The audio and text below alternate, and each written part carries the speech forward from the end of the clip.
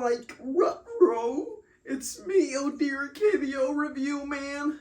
And I want to get into this because, let me set up the theme of this video for a second. I don't know if anybody knows out there, there's an adult Scooby-Doo cartoon coming out supposedly tomorrow or today as I'm posting this video, because I didn't even know there was a trailer for this yet, because HBO Max is being slowly blowing their animation department, not showing up any types of animated movies or cartoons.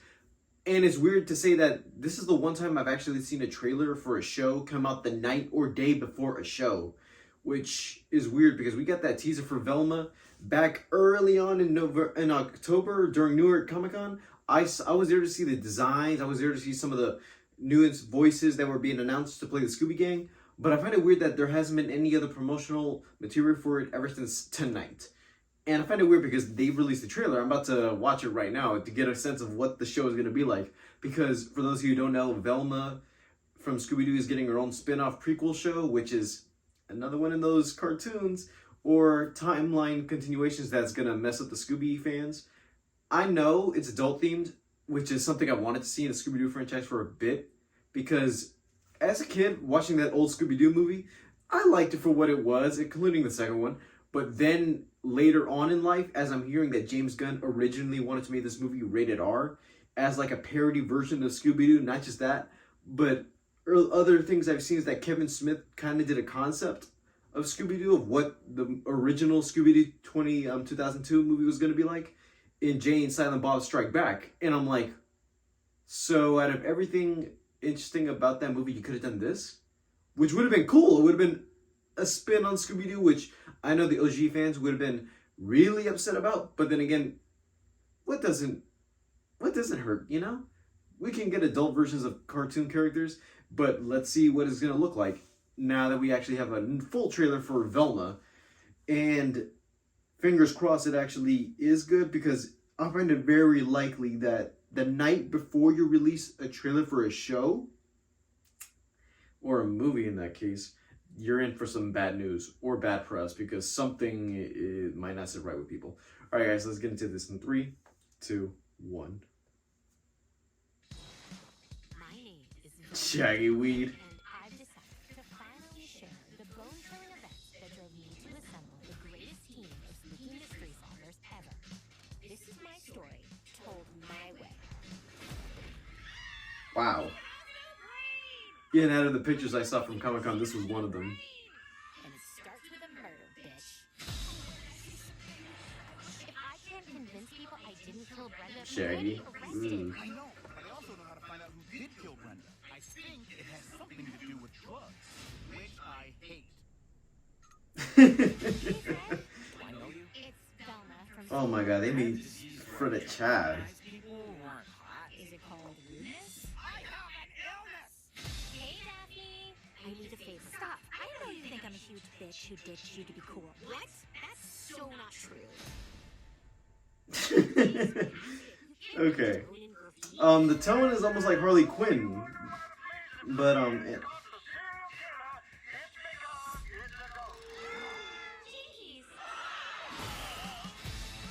Maybe it's one of those doors where you push in a brick and it opens.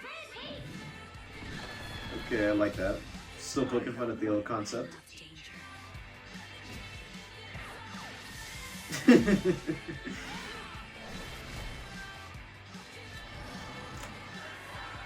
might have more success with this if you went in just a little less judgy. Okay, Daphne, I'm the brains of this operation. You're just the look, style, and effortless charm. We do make a good team, don't we? In this day and age, you can't speculate about someone's sexuality unless they're famous or Peppermint Patty. Bit meta since they did that in the last movie.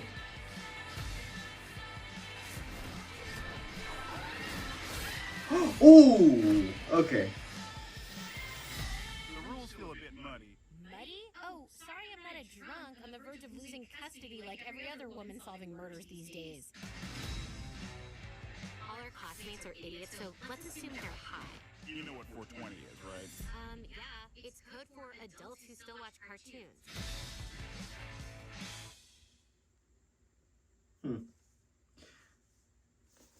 Okay, let me get into my really quick thoughts about this. Okay, one, I can say for a fact that this show, I can say, was clearly inspired by Harley Quinn, the DC animated Harley Quinn that's on HBO Max. It's not in the same flavor, and to say that the Harley Quinn animated series is an adult take on the DC cinematic universe, which is funny because there are certain characters you expect to see, but some of them more ridiculous, some of them more funnier than expected, like Bane, Batman in season 3, which is funny because the dead family concept, I didn't expect it to go that far into being an actual crazy thing, obsessed with him. But in this, I'm seeing more almost like just Riverdale-ish inspired, because they're all in high school, Crystal Cove, and you see certain characters as certain character stereotypes. Like, I know when these designs got out there, people were mad. Like, I can say, because I do recognize some of the voices. I do recognize that Fred is being played by, from Dennis from It's Always Sunny in Philadelphia, which kind of suits him. He's kind of a Chad. Daphne's played by Constance Wu. If you don't know her, she's in Crazy Rich Asians, Fresh Off the Boat, Hustlers. I like her, but part of me wants to know if they're not going to do that stereotypical dumb damsel in distress type, because I know that's what Daphne was in the originals. And the biggest one, because I'm hearing a lot of people be like, why did you do this? Because I feel like it wasn't necessary and you could have done more. Was Shaggy, that he switched races from white to black, which I don't mind a race swap because certain characters in Scooby-Doo have been switched apart, like Velma, for instance, because she's been Asian, Spanish, white, gay in the recent Scooby-Doo movie. And I don't find a problem with it. I'm like, it's fine. You can switch the cartoon characters, but as long as they resemble what they are, it's, there's nothing wrong with doing a new adaptation of something, even though some people aren't going to agree with it. But yeah, like I was saying with Shaggy, that they're actually going into the stoner pothead version of Shaggy, because we knew, all of us as kids knew, like, if you really thought that him and Scooby weren't getting high all the time, even the original 2002 movie made it a point where you could have admitted it, but then again, you didn't want to show it because you wanted to keep it, PG for the kids. But yeah, Mindy Kaling as Velma, I want to be nice, but something tells me that it's more of a, how can I put this? She doesn't feel main character material, but it's more like the smart one who thinks she's smart, unlike the original Scooby-Doo, where she was the one who came up with the plans, the concept, what to do, finding the clues.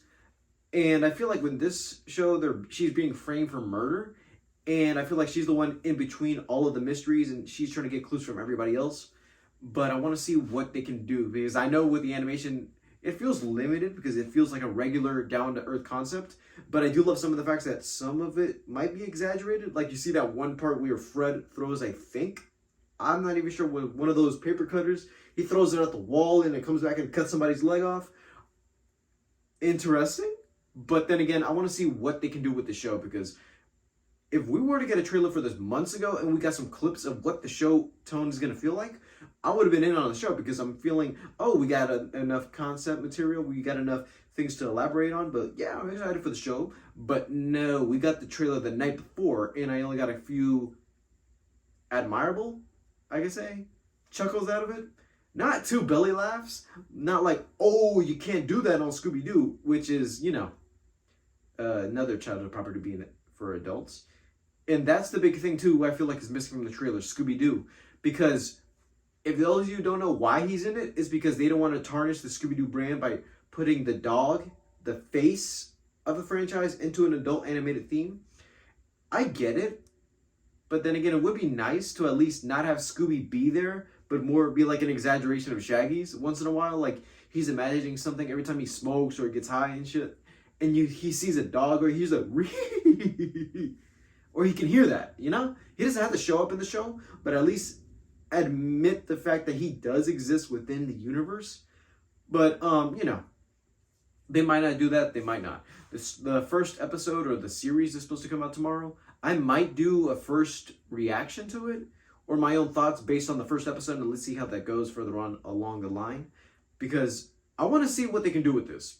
If they can try to push an adult-themed Scooby-Doo cartoon, I would like to see if they could try to do another Scooby-Doo movie in live action, but more with an adult theme and concept rather than stick to the usual formula.